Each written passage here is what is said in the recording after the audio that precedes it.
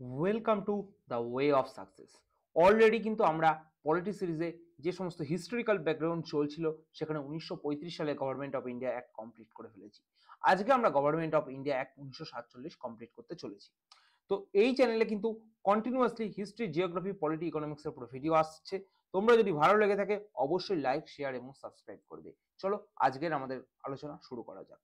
Government of India act 1947, যেটা খুব স্মরণীয় একটা অ্যাক্ট, যে অ্যাক্টের মাধ্যমে কিন্তু শেষমেশ ভারত স্বাধীনতার মুখ দেখেছিল। এবং সেই অ্যাক্টের মাধ্যমে কি কি হয়েছিল চলো জেনে নিই এক নজরে। বলছে পার্টিশন অফ ইন্ডিয়া হয়েছিল, সেখানে ইন্ডিয়া এবং পাকিস্তানকে আলাদা করে দেওয়া হবে বলেছিল। এফেক্টিভ হবে কত থেকে 1947 সালের 15 আগস্ট থেকে। এবং যে ভাইসরয়ের সিস্টেমটা ছিল সেটাও কিন্তু শেষ হয়ে যায়। এবং তারপরে আর কোনো ব্রিটিশদের রেসপন্সিবিলিটি থাকবে না ভারতের প্রতি। মানে কি বলছে? মানে এটাই বলছে যে এর আগে যে অখণ্ড ভারত ছিল, যেখানে ইন্ডিয়া পাকিস্তান সবকিছু একসঙ্গে ছিল, সেই সিস্টেমটা এন্ড হলো এবং ইন্ডিয়া এবং পাকিস্তান দুজন ইন্ডিপেন্ডেন্ট ডোমিনিয়ন স্ট্যাটাস হিসাবে, ঠিক আছে, ডোমিনিয়ন স্ট্যাটাস বা ডোমিনিয়ন কান্ট্রি হিসাবে রিপ্রেজেন্ট করলো 1947 সালের 15 আগস্টের পর থেকে। ঠিক আছে, ভাইসরয় যে সিস্টেমটা ছিল সেটাও কিন্তু শেষ হয়ে গেল। মানে ভাইসরয় শেষ হয়ে গেল। ভাইসরয় শেষ হয়ে যাওয়ার পরে যে যার দেশে যে রকম ইচ্ছা সেরকম ভাবে সে সরকারকে চালনা করতে পারবে, সেটাই কিন্তু বলা হতো। এবং কোনো ব্রিটিশদের কোনো রেসপন্সিবিলিটি থাকলো না। যে ব্রিটিশরা এতদিন ধরে ভারত এবং পাকিস্তান সেই সময় অখণ্ড ভারতের ওপরে তাদের শাসন কার্য চালিয়েছিল, তাদের কোনো রেসপন্সিবিলিটি আর থাকলো না। ঠিক আছে, কিসের জন্য? For governance of India and Pakistan. এটা কিন্তু ইন্ডিয়া অর পাকিস্তান, এটা কিন্তু আমাদের গভর্নমেন্ট অফ ইন্ডিয়া অ্যাক্টে 1947 বলা হলো। এর বিভিন্ন ক্রিটিসিজম আছে, এর বিভিন্ন সপক্ষে যুক্তি আছে, সেটা তো আমাদের ডেসক্রিপটিভ ক্লাসে আলোচনা করব। কিন্তু এই ক্লাসে ডেসক্রিপটিভ ক্লাস বলতে আমি বলতে চাইছি আমাদের ডাব্লিউবিসিএস ডেসক্রিপটিভ ব্যাচে আলোচনা হবে, কিন্তু এই ক্লাসে আমাদের আলোচনা হচ্ছে কোন প্রসঙ্গে?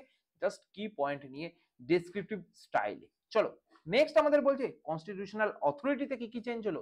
বলছে কনস্টিটিউশনাল অথরিটিতে বলছে কনস্টিটিউয়েন্ট অ্যাসেম্বলিকে এম্পাওয়ার করা হলো। কিসের জন্য? Two frame new constitution. মানে সেই সময় যে কনস্টিটিউয়েন্ট অ্যাসেম্বলি তৈরি হলো 1946 সালে, 1946 সালে যে কনস্টিটিউয়েন্ট অ্যাসেম্বলি তৈরি হলো তাকে বলা হলো তুমি নতুন কনস্টিটিউশন মানে তৈরি করো এবং সেটা মেনেই দেশ চলবে। অথরিটি দেওয়া হলো to repeal British law, any British law, মানে যে সমস্ত ব্রিটিশ ল এতদিন ধরে ভারতে ছিল বা তৎকালীন ভারত বা পাকিস্তানে ছিল সেগুলোকে রিপিল করে দিতে পারো, সেটাও কিন্তু বলা হলো। এবং তার সঙ্গে কি, যদি ইন্ডিপেন্ডেন্স অ্যাক্ট, ঠিক আছে, সেটাকেও রিপিল করতে চাও সেটাকেও রিপিল করতে পারো। এই সিস্টেমের মাধ্যমে কিন্তু ইন্ডিপেন্ডেন্স অ্যাক্ট 1947 সেটা এলো। মানে মানে আমাদের গভর্নমেন্ট অফ ইন্ডিয়া অ্যাক্ট 1947 এলো। এবং তার সঙ্গে সঙ্গে গভর্নেন্স আর কি কি চেঞ্জ হলো? বলছে সেক্রেটারি অফ স্টেট, এই যে সিস্টেমটা এটাকে অ্যাবলিস্ট করে দেওয়া হলো। ঠিক আছে, এবং এর ফাংশনটাই সেক্রেটারি অফ স্টেট থাকলো না। ঠিক আছে, তো সেক্রেটারি অফ স্টেট কোথায় মানে ট্রান্সফার্ড হয়ে গেল? সেক্রেটারি অফ স্টেট, ঠিক আছে, কমনওয়েলথ অ্যাফেয়ার্স এর ট্রান্সফার হয়ে গেল। আগে ছিল কি ফর ইন্ডিয়া, এখন হয়ে গেল ফর কমনওয়েলথ। ঠিক আছে, ব্রিটিশ প্যারামাউন্সি যেটা ছিল আমাদের প্রিন্সলি স্টেটস এর উপরে, সেটাও কিন্তু শেষ হয়ে গেল। ঠিক আছে, সেটাও শেষ হয়ে গেল। গভর্নেন্স কোন রুল মেনে চলবে? রুল মেনে চলবে গভর্নেন্স অফ ইন্ডিয়া অ্যাক্ট 1935, যতদিন না নতুন কনস্টিটিউশন তৈরি হচ্ছে, সেটা কিন্তু বলা হলো আমাদের গভর্নেন্স সিস্টেমে। এবং গভর্নর জেনারেলের, ঠিক আছে, অ্যান্ড প্রভিন্সিয়াল গভর্নর্স, ঠিক আছে, বিকাম দ্য নমিনাল হেডস। ঠিক আছে, তারা কিন্তু নমিনাল হেড হলো। এই কয়েকটা টপিক আমাদেরকে মনে রাখতে হবে যে কি কি চেঞ্জেস হয়েছিল এবং কি কি চেঞ্জেস এর মাধ্যমে ভারত স্বাধীনতা পেয়েছিল।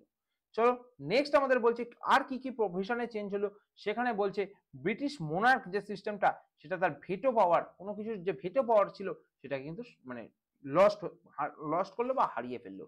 The title empower of India, এটাকে কিন্তু রিমুভ করে দেওয়া হলো, এম্পাওয়ার অফ ইন্ডিয়া, ঠিক আছে, from the British king titles. British king titles থেকে এম্পাওয়ার অফ ইন্ডিয়া সেটা কিন্তু সরিয়ে দেওয়া হলো। এবং সিভিল সার্ভিসের যে রিক্রুটমেন্ট ছিল বা অ্যাপয়েন্টমেন্ট ছিল, সেখানে যে ব্রিটিশদের অ্যাপয়েন্টমেন্ট ছিল সেটাও কিন্তু শেষ হয়ে গেল। ঠিক আছে, এই টোটাল সিস্টেমের মাধ্যমে গভর্নমেন্ট অফ ইন্ডিয়া অ্যাক্ট ভারতে এলো এবং ভারতে তার কাজকর্ম করে গেল।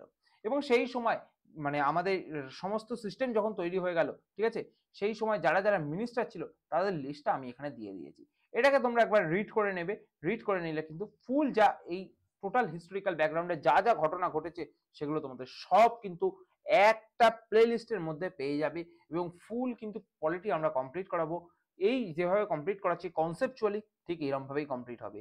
যদি তোমাদের এই ভিডিওগুলো ভালো লেগে থাকে অবশ্যই লাইক, শেয়ার এবং সাবস্ক্রাইব করবে, চ্যানেলটার সঙ্গে জুড়ে থাকবে এবং চ্যানেলটাকে বেড়ে উঠতে সাহায্য করবে। তোমাদের কাছে এটুকুই কাম্য আমাদের যে তোমরা চ্যানেলটাকে এই ভিডিওগুলোকে লাইক করবে এবং কমেন্ট করবে এবং বন্ধুদের মধ্যে শেয়ার করবে।